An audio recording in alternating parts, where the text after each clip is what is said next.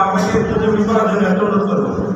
আমরা শ্রমিক ভাইদের পক্ষে আছি, আপনারা কিভাবে সুন্দরভাবে আয়োজন করলে কিভাবে আপনারা পারবেন যানজট মুক্ত হবে। আমি আসছি টমটমের পক্ষ থেকে। আমি যখন টমটম চালাই, ব্রিজের দক্ষিণ সাইডে যে টমটমগুলো চল, এখানে জয়পুর আছে, গনিয়ামোড় আছে, তারপর আপনার এদিকে বৈরাগপুর, এখানে সবগুলো মিলেন সবাই মিলে এখানে চালায়। তো যখন চালায়, গত পরশু দিনের আগের দিন আমি আমাদের বাজারে শহীদ ভাইয়ের সাথে কথা বলছিলাম, অনেকদিন এগুলো যানজটের ব্যাপার। তো আমি প্রায় সময় নিচে ডিউটি করে আসতাম, তো অনেকজন আমাকে দেখছে, অনেক সময় লাঠি নিয়ে ডিউটি করে অনেক ড্রাইভারদেরকে বলেছে গাড়িগুলো শৃঙ্খলাভাবে রাখো তোমরা। অনেকজন শুনে অনেকজন শুনে আমার আমি শহীদ ভাই বললেন যে ভাই এভাবে তো চলা যায়। ওনার শহীদ ভাইকে বলতে দিয়েছে তোমাদের কিন্তু আমরা একটা মিটিং বসবো, তো মিটিংও আমরা কী বলে তোমরা কাপড় শুনবো। তাহলে ঠিক আছে ভাই, আমি আলহামদুলিল্লাহ উত্তর দৌলতপুর, দক্ষিণ দৌলতপুর বা এদিকে যে গাড়িগুলা আপনার ব্রিজের পর যাত্রী সব এগুলো কখনো চলে কখনো চলে চলমান হয় না। কারণ আমাদের যে ফ্যাক্টরিগুলোর মধ্যে হাওয়া তেমন চলে না, টুকটাক দুইটা গাড়ি চলে, বেশিরভাগই চলে সিএনজি।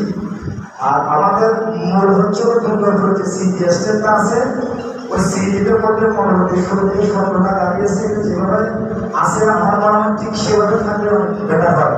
সেটা ব্রিজের উপর যে গাড়ি রাখা হয়, ব্রিজের উপর কিছু আপনার কোম্পানির গাড়ি থাকে, ওষুধ কোম্পানির গাড়ি থাকে, কিছু পানিবাহী ট্রাক থাকে, ওই ট্রাকের কারণে যেটা বেশিরভাগই আছে। এখন যেটা ইউজভাই বলছে, বিশেষ করে সিএনজি তেমন হয় না আমাদের সাথে, খুবই কম।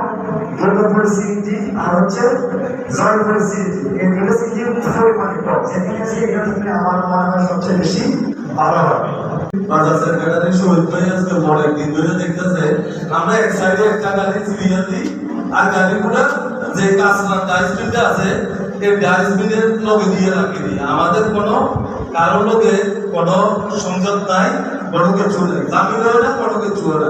আমরা যেভাবে পারি আমরা এইভাবে আমরা সমাধান করে দিই।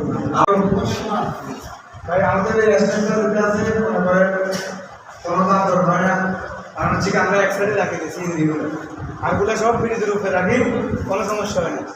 বড় গাড়ি যে বাসগুলো আসে, এটা যদি সাইড করে দাঁড়ায় তাহলে দাম বাড়বে। দুটা গাড়ি যখন বড় আসে তখন মাঝখানে দাম হচ্ছে, তখন এবার 200 সিএনজি এলা বা 18 গাড়ি এলা, কারণ এটা আপনারা নিজেরা চিন্তা করবেন।